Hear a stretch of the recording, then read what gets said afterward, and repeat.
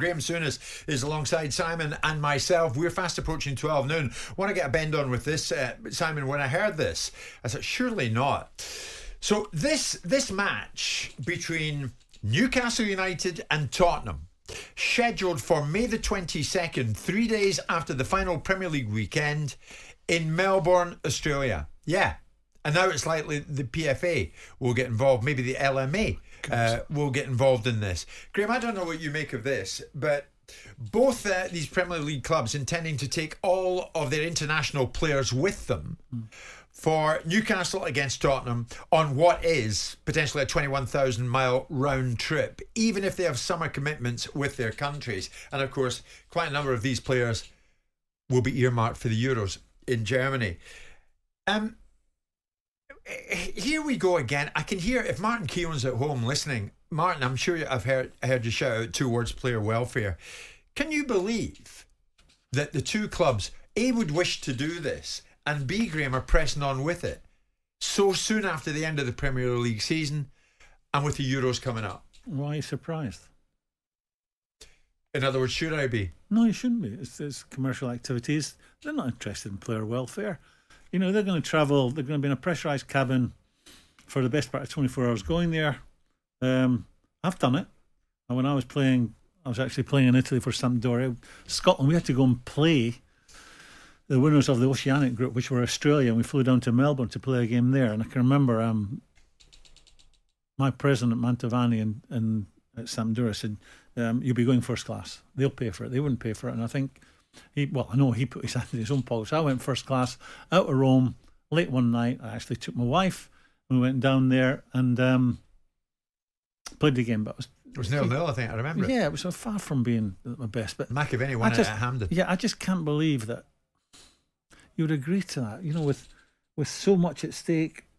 A couple of weeks later in the Euros, risking injury. You know, they'll have signed a contract to say you must, whoever the sponsor is down in Australia, you're doing this and you must bring all your main men, and we must see them on the pitch at some time. Now, okay, maybe one or two could call off, but I think the vast majority of their big players, so-called star players, will be making that trip, and it's not fair on them. I mean, Simon, you've jumped in the PFA in the past because of a bunch of disingenuous clowns, yeah. But in this instance, that's your opinion. In this instance, would they be right? Would they be right to come out swinging, come out fighting in this, even in a legal sense? Well, wasn't this the same? Two words: player welfare. You just heard it from one of the most esteemed players we had in this country. But with respect, wasn't this the same studio that was discussing Rangers and Celtic going out to Australia, and the fact that people weren't prepared to do it, and Rangers or whoever it was stupid to miss out on a commercial opportunity? Make your bloody minds up. What time of the year was that? Oh, during a Christmas break. Well, this is during the summer holidays. They've got 3 weeks off. So the 22nd of May is when they're going. They're not turning up for international duty. So it's 2.5 weeks later the Euro start. Yeah, 2.5 weeks later. So they're going to do a trip. So it takes them 2.5 weeks to recover from jet lag, does it? Yeah, I'm sure you've done that trip. I have. It knocks you sideways. I had a business in Australia and flew back regularly, so I know exactly what's inside. So the questions are this. What is it worth? Why is it being done? And who are the beneficiaries of it? And when you know the answers to those questions, then you can start to characterise it. It will be worth a ton of money to Newcastle and Tottenham. Given that we've established repeatedly, endlessly and regularly that out of the Premier League era, the major beneficiaries of the change of direction of economic landscapes has been the players, right? Most of the money in football has gone to players, agents and managers. So I'll go back to the original question. And all these brand new stadiums are built were just, you know. And why they've been built, Graeme? I'll tell you why they're being built, because they've got to be able to fund. The clubs have benefited as well. They've got to be able to fund. I'll ask you a three-word question. Is this necessary? Is it necessary? You don't need to repeat it. No, I'm thinking it through in terms of the question. Is anything necessary? Oh, come on. Are any pre-season Jean-Paul calls necessary? Sartre once said. No. Is this necessary, no, it's Simon? Not. It's not a binary answer, because ultimately you could suggest that anything's not necessary. Is it necessary to pay players the kind of money that we've started to pay them? Is it necessary, or is it a market force related circumstance? Are we in a situation now where the economics of football have become such a situation that you need to keep generating revenue? Is it necessary? Well, it seems to be necessary. So there's a reason why both Tottenham and Newcastle have agreed in isolation and together to go to Australia. One of them is because Tottenham have got an Australian manager. The other is because both of these football clubs want to generate a bigger worldwide brand that brings in more revenue. And who's the bleeding beneficiaries of that? Oh, I know. the managers and the players. So you have it all on one hand, and the trade-off is that unfortunately, if you told these players 20 years ago, you're going to be multi-millionaires by the time you're 25, but you know what? You're going to put yourself in a little bit of the way of harm Sam, and you'll circumstances. have a handle on this. What sort of money would they get for this trip? Well, that's why I was asking the question, what's it worth now? Can't be that. It's Well, small Daniel millions. must have told you, Small hasn't he? millions. In the big picture, it can't Small be. millions, right? But it's not. Clearly, there's a reason behind it because you've got two football clubs. One of them in Newcastle that have a completely different approach to money than the other, right? We know that Tottenham Hotspur and Daniel Levy runs his football club in a certain way, and no one can deny the economics of it, that it's successful. The trophy cabinet empty. Newcastle don't have that problem. They have owners that want to spend money like drunken sailors, but It's they not can't. a standalone. The money we're getting for this game, it's about Brand. It's about the brand, spreading the eyes brand on the prize. throughout that part of the And world. what does that do?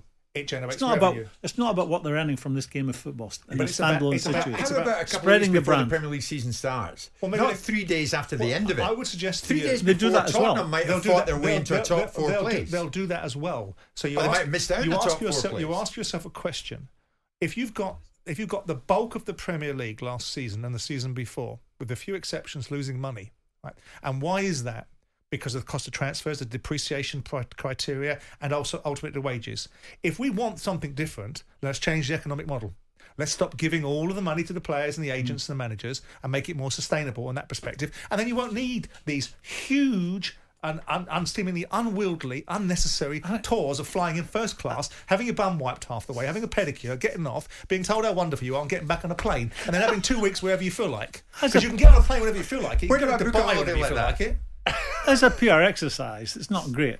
How do you know? 2 weeks before the Euros. PR excited for whom? Well, okay, I'll paint the scenario. So one of the players, two of the players come back, and they do a hamstring. Yeah. The first time is. So go on the you're training saying ground. that the adverse effect of Newcastle and Tottenham going No, to Australia I'm is trying to think as we're talking how many players are going to be involved in the Euros from Newcastle and Spurs. But it's not ideal. It's not ideal. But is it being replicated by other nations and other? I No. bet you it is. How do you know? You want to bet? I don't I'm gamble. happy to have a wager with you I'll have if you a pound wish. with you. I'll have You a just pound told me with you. don't bet. Make your mind up. A pound. Right. We'll bet a pound. So we'll find out if anyone else is doing sort of doing post-season, straight after season tours. Can you get? Hardly anybody behind that glass can sit up straight for laughing. Anyway, we'll find out if other. That's what you want us to find out. If It's other like being in a nations room with a child, Jim. Yeah, it is. We'll find out if any other nations competing he in doesn't Germany know. are going off to fly down under a No, not 21,000 down mile under. round On trip post-season tours. 3 days Hold after their on. domestic There's season a difference of going finishes. to We the can west coast of America, 10 hours, as opposed to 23 hours going to Yeah. Australia. Oh, you want to qualify it? Significant difference. All right, you're getting out of hand. Jim White and Simon Jordan. Monday to Friday mornings from 10 on AM, on DAB, via the TalkSPORT app and on your smart speaker. TalkSPORT.